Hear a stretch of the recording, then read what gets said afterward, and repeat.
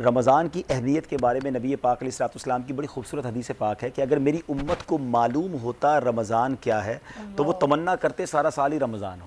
تو اسی سے سمجھ جائیں کہ رمضان کی اہمیت کیا ہے۔ مولا علی شیر خدا کرم اللہ تعالی وجہ الکریم ایک جگہ فرماتے ہیں کہ اگر اللہ کریم کو اس امت کو عذاب دینا ہوتا تو اس امت کو سورہ اخلاص اور رمضان عطا نہ فرماتا۔ تو یہ تو عذاب سے بچانے کے لیے آیا مہینہ۔ پیارے آقا علیہ الصلوۃ والسلام رمضان کیسے گزارتے تاکہ ہم ان کے فٹ اسٹیپ کو فالو کر کے ہم بھی رمضان کی برکتیں حاصل کریں۔ تو میں چند باتیں عرض کر دیتا ہوں، اور ظاہر ہے کہ گھر کی خبر تو گھر والے ہی دیں گے۔ بی بی عائشہ صدیقہ طیبہ طاہرہ رضی اللہ تعالی عنہا فرماتی ہیں کہ نبی پاک علیہ الصلوۃ والسلام جب رمضان آتا تو عبادت پر کمر بستہ ہو جاتے، اور نبی پاک علیہ الصلوۃ والسلام کا مبارک رنگ جو ہے، رنگ مبارک وہ چینج ہو جاتا تھا، اور آپ خوب گڑ گڑا کر دعائیں کیا کرتے۔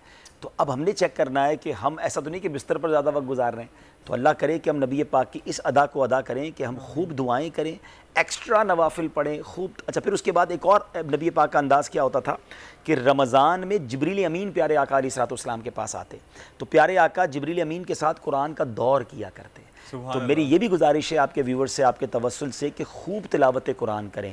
اور رمضان تو ہے بھی نزول قرآن کا مہینہ نا، ماہ رمضان سخاوت کا مہینہ ہے، ہمیں اس میں خوب اللہ کی راہ میں خرچ کرنا ہے۔ غریبوں کی دیکھیں اس وقت جو ٹف ٹائم ہے، خاص طور پہ اگر میں پاکستان کی بات کروں تو جو مہنگائی نے مسلمانوں کی کمر توڑ کے رکھ دی ہے، لوگ بیچارے اب لگتا ہے کہ فروٹ کی دکان پر جا کر ریٹ پوچھ کر واپس آ جاتے ہوں گے۔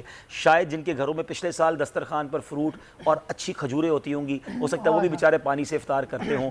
ہمارے دسترخوان چونکہ وسیع ہوتے ہیں تو ہمیں بعض اوقات غریبوں کا احساس ویسا نہیں ہوتا۔ ان کے بچے بھی ہو سکتا ہے کہتے ہوں کہ ابو ہمیں افطار میں یہ کھانا ہے یا سحری میں یہ کھانا ہے، تو وہ نہ کھا سکتے ہوں۔ تو this is the time to help out. تو یہ سخاوت والا ہمارا عمل ہے نا، اللہ کرے کہ زکوٰۃ کے علاوہ بھی، زکوٰۃ تو پوری ادا کریں مگر اس کے علاوہ بھی اللہ کی راہ میں خوب خرچ کریں۔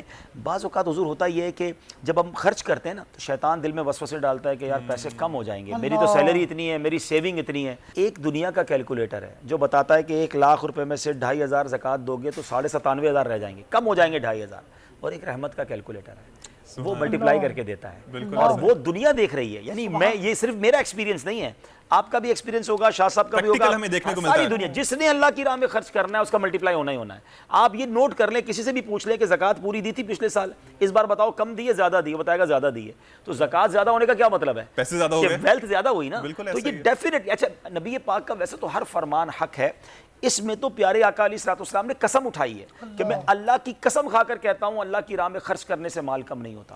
اور پھر اگر آپ کسی دکھیارے کی مدد کر رہے ہوتے ہیں نا، اور جب اس کے دل سے دعا نکلتی ہے تو وہ تو بڑے بڑے مصیبتیں ٹال دیتی ہے، بڑے بیڑے پار لگا دیتی ہے۔ تو ہمیں اس مہینے میں حقوق العباد کا خیال بھی رکھنا ہے، اللہ کے بندوں کا خیال رکھنا ہے، سخاوت کرنی ہے۔